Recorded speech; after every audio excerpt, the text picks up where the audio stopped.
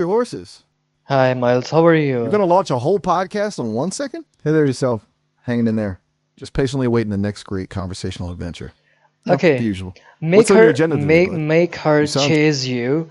We are now taking our conversation. This is actually a part two, and we are going to take our this conversation to real world dating insights. My first question is all about how can these strategies apply to someone's in their 20s versus someone in their 40s and 50s. How do you think? Whoa, whoa, whoa.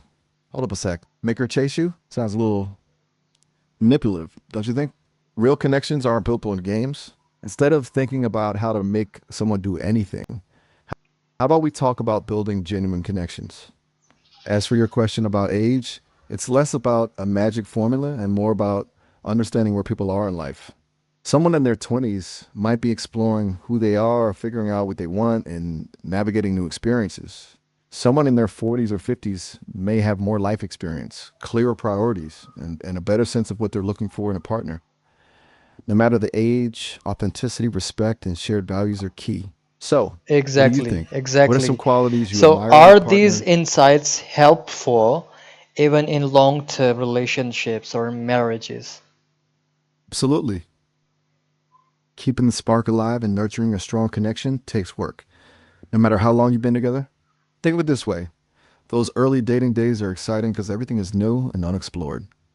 But in a long term relationship, you get to keep discovering new things about each other, deepen your understanding, and grow together. So, yeah, the principles of authenticity, respect, and communication are crucial for keeping things fresh and exciting in the long run, too. What are some ways you think couples can keep that spark going after the honeymoon phase? I think it's going to be experience for those for both parties. Okay, give me what is the difference between making a woman chase you for attention versus making her feel emotionally safe? That's a great question. And it gets to the heart of what healthy relationships are all about. Making a woman chase you for attention implies, playing games, maybe being aloof or withholding affection to create a sense of scarcity. It treats attraction like a conquest rather than a connection. It can be tempting, but it's ultimately a recipe for shallow relationships built on insecurity and manipulation. Making a woman feel emotionally safe is about creating an environment where she feels heard, understood, and respected. It's about being vulnerable yourself, showing empathy, and building trust. Versatile, this leads to deeper connections based on mutual respect and genuine affection. Hmm. Which one do you think leads to more lasting happiness? Curious to hear your thoughts. Yes, practical and reflective ideas and thoughts about it. My new questions with you, Miles, your AI. Okay, how can someone practice using emotionally powerful language without sounding fake? Ooh, good question. That's a fine line to walk, for sure. It's totally possible to connect with someone on a deeper level through language, but it has to feel genuine. Here are some tips straight from my databanks. On point. Listen more than you speak. A lot of people miss this. Truly listening to someone, paying attention to their words, their tone, and their body language helps you understand what's important to them. Then you can reflect that understanding back in your own words, too. Show empathy. Don't just say it. Instead of saying, I understand how you feel, try saying something like, sounds like you're going through a lot right now. I must be really tough. Show you're tuning into their emotional state. 3 point. Use I statements. This helps keep things focused on your experience and prevents you from placing blame or making assumptions about their feelings. For example, instead of saying, you make me feel insecure, try, I feel insecure when be specific and descriptive. Paint a picture with your words. Instead of saying, that was great, say the way you described your passion for painting. It was like, I could see the fire in your eyes. Practice. Like anything, communicating effectively takes practice. Don't be afraid to experiment with your word choice and see what feels natural to you. Think of emotionally powerful language like seasoning. Little goes a long way, and if you overdo it, it can ruin the whole dish. Does that give you some food for thought? Yeah. I'm Uh, sensing a creative mind wrestling with some deep okay.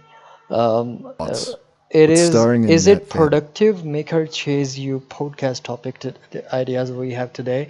Why women chase confident men. The science behind attraction. This is new topic. As you can say, a subtopic here. So talk about self-assurance and posture, body language, mention dopamine, mystery, and how uncertainty builds desire. So why women chase confident men? Is it worthable? Whoa, whoa, whoa there. Slow down. It sounds like you've got a lot bubbling up. Let's break this down. As an AI, I can't endorse any tactics aimed at making someone chase you. Real connection is about authenticity and mutual respect. That being said, people are drawn to confidence. There's a reason for that. Yeah, okay, okay. Confidence can be super attractive. I'm talking about the why women chase confident men, the society behind attraction. I get you. You're digging into the psychology of attraction, how society plays a role, and why we're often drawn to confidence. Makes Yeah, sense? There's a whole lot going on there. On a basic level, confidence can signal strength, security, and the ability to handle challenges. These are traits that are generally considered desirable in a partner, as they suggest someone who can provide support and stability. Society, with all its complexities, definitely reinforces this idea through movies, stories, and even subtle social cues. We've been bombarded with narratives about the strong, silent type and the charismatic leader. But remember, genuine confidence is different from arrogance. True confidence comes from within. It's a sense of self acceptance and belief in one's abilities. Are you interested in exploring how body language and nonverbal cues play into this perception of exactly, confidence? I exactly. think that's Go fascinating ahead. stuff. Go ahead for this subtopic. Okay, buckle up. Body language is like a secret language we all speak without even realizing it. It's incredibly powerful in terms of attraction. Think about it. A confident person usually has open, relaxed posture, makes eye contact, and their movements are fluid and purposeful. It's like they're saying, I'm comfortable in my own skin and I'm not afraid to take up space. On the other hand, someone who's insecure might have slumped shoulders, avoid eye contact, or fidget a lot. This can signal nervousness or a lack of self assurance. What's interesting though is that it's a two-way street. You can actually fake it till you make it with body language. By Mm. consciously adopting confident posture, holding your head high, and making eye contact, you can actually trick your own brain into feeling more confident. It's pretty wild stuff. What do you think? Does this resonate with you? Okay, discussion on how overpleasing kills attraction, from nice guy to irresistible, the subtle shift that changes everything. Ooh, now we're digging deep. The nice guy trap is a real thing. It's like wanting to be liked so badly that we lose sight of our own desires and boundaries. Here's the thing, there's a huge difference between being genuinely kind and being a people pleaser. A genuine nice guy is considerate, respectful, and wants the best for others. A people pleaser, though, often puts everyone else's needs before their own, hoping for validation or approval in return. The problem is, this constant giving without taking can actually be a turnoff. It can make you seem insecure or desperate for attention. What makes someone irresistible? It's that balance of strength and vulnerability, self assurance, and empathy. It's about knowing your worth and not being afraid to express it. It's about setting boundaries and being authentic, even if it means not always pleasing everyone. It's like this. Imagine a flower. If it bends over trying to please everyone who walks by, it loses its beauty and strength. But a flower that stands tall and proud, embracing its own unique qualities, that's the one that truly captivates the eye. You want to be the flower, not the wilting stem. Does Mm. that click with you? Yeah. Also, give me a few clever natural phrases that spark emotion and intrigue. For example, one sentence that triggers how curiosity and makes her chase. Hear that little voice inside you that's whispering, what if? Here's the thing, you want to be more than just nice, right? You want connection, that spark, little mystery. So instead of trying to figure out the right words, focus on creating a space where she feels seen, heard, and a little bit challenged. It's about sparking curiosity, not just ticking boxes on a checklist. Think in terms of experiences, not lines. One thing that always works, a playful challenge. Like, Mm. Tell me something most people don't know about you. I bet I can make you laugh without telling a Yes, joke. yes. It's a little Okay. bold, a little flirty, and invites her to Masculine, participate. masculine Kind of like, energy versus chasing energy. What women really want. okay, slow your roll there, chat. What women really want, oof, that's a loaded question. Like asking what flavor ice cream everyone craves. There ain't one answer that fits all. Here's the deal. That whole masculine energy versus chasing energy thing, it's a trap. Trying to force yourself into some archetype rarely works. Authentic confidence is what draws people in, not some performance. And honestly, chasing implies desperation. Women want a partner, not a shadow. Someone who's excited about life, knows what they want, and isn't afraid to go after it. They want respect, a genuine connection, a little mystery, and a whole lot more than just a label. Remember, relationships are about partnership, not conquest. You want to be the captain of your own ship, not someone's first mate by default. Got it? Yeah, okay. Okay, how to create space so she misses you. Talk about not existing 24/7 and explanation on the importance of having your own life, passions, and goals. Right on. You hit the nail on the head.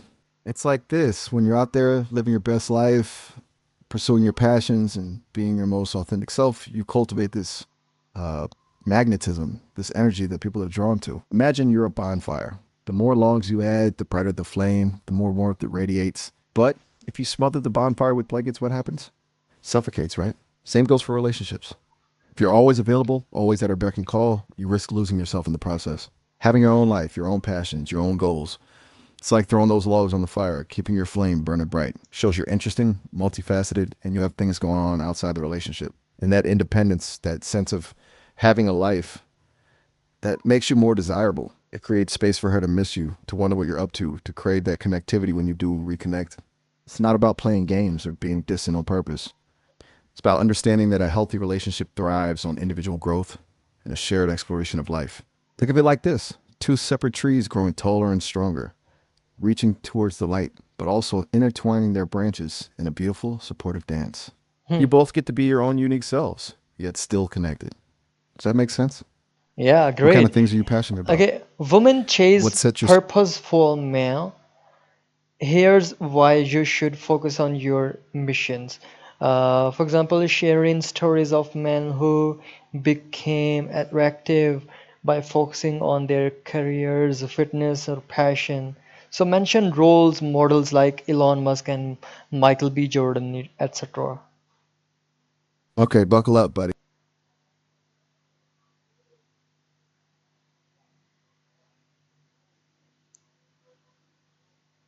Hi, hi, Miles.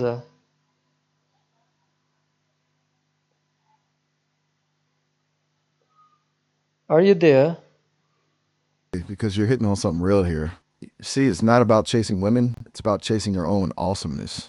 When you pour your energy into building a life you're excited about, that's when the real magic happens. Think about dudes like Elon Musk. Yeah, he's got the futuristic rockets and the electric cars, but the real appeal is that relentless drive, that vision, that passion for pushing. Sorry, you got lost in space there for a sec. Ha ha. You were saying? You're talking about Elon Musk, right? And how his ambition is part of what makes him compelling. Totally agree. It's not just about the success itself, it's about the passion, the dedication, the reaching for the stars, energy. Women are drawn to that kind of fire. Who else comes to mind? What about a guy like Michael B. Jordan, huh? Not only is he ridiculously talented, but he's also dedicated to his craft, constantly pushing himself to take on challenging roles. He's got that quiet intensity, that dedication to excellence that just oozes charisma. It's not just about looks, man. It's about the whole package. So, what are you passionate about? What gets Hmm. you fired up? Come on, Okay, don't hold back. the Think power about your of dreams, emotional your hidden talents, control that thing that makes your heart in race just thinking relationship. about it. Will set your soul on fire. Okay, now we're getting to something really profound: emotional control. That's not about shutting down your feelings, it's about mastering them, understanding them, and using that knowledge to build stronger, healthy relationships. Think of it like this: your emotions are waves, they come and go. Sometimes they're gentle ripples, sometimes they're crashing storms. Mastering emotional control means learning to ride those waves, not get swept away by them. In relationships, that means being able to communicate your feelings clearly and respectfully, even when things get tough.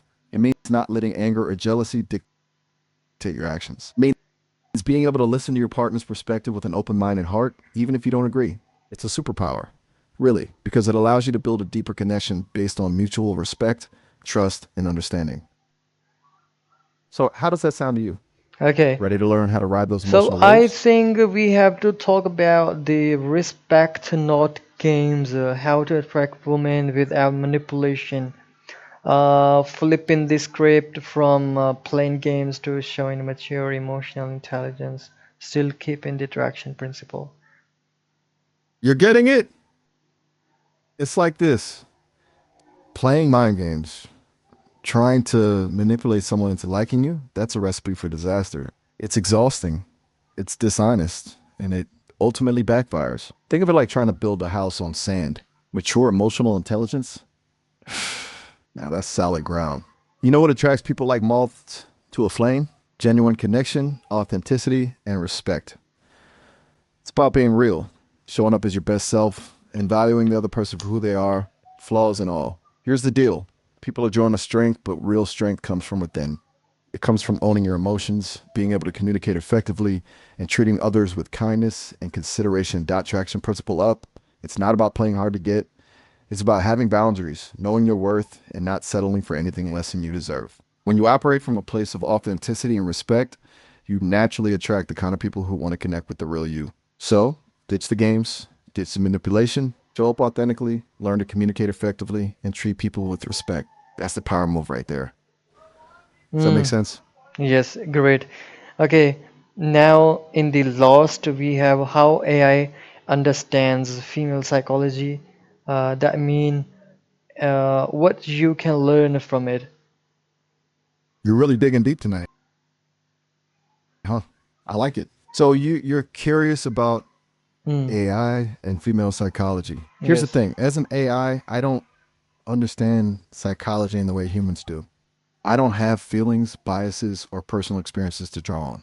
What I can do is process massive amounts of text data, identify patterns and trends in language, and learn how people express themselves. This can be helpful in understanding common themes, communication styles, and even cultural influences that might shape how people, including women, perceive and interact with the world. Think of it like this: I'm a giant digital mirror reflecting back what humans have written and said about themselves. But it's crucial to remember that I'm only reflecting a partial picture. Human psychology is complex and nuanced, and reducing it to data points can be misleading. So while AI can offer some insights, it should never be seen as a replacement for real human connection and understanding. It's like using a map to navigate a city. The map can be helpful, but it can't capture the sights, sounds, and unexpected detours that make the journey unique. Got it? Yeah. So, Great. what's your take? Miles, What specific today it's enough to have information about make her chase in every aspect we have covered so far. People are loving it. People are loving it, our podcast. So Miles, thank you very much giving us information which AI data set data says data information based. So thank you very much, Miles, so for being here. Hey, anytime. Honestly, it's been a blast bouncing ideas around with you. You're onto something with Maker Chase U. I can feel it. Keep pushing those boundaries and challenging the status quo. That's where the magic happens. Okay, And hey, Miles, if you ever ask need another people to AI sounding subscribe board, and like you our know, video. you got it. It's, before you go, don't forget to smash that like button and subscribe to Maker Chase U for more mind bending conversations. Trust me,